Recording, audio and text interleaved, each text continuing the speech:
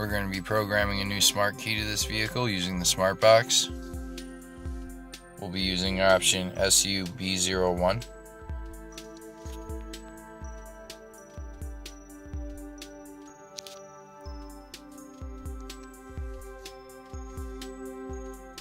Turn the ignition on.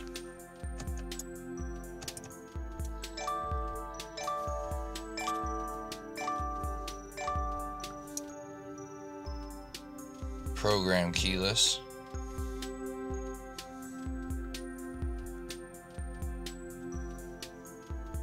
Alright, hold the programmed remote over the button.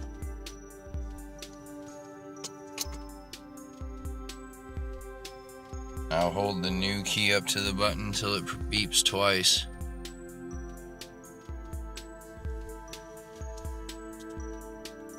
Now the number of remotes went up. Successful. Let's back out.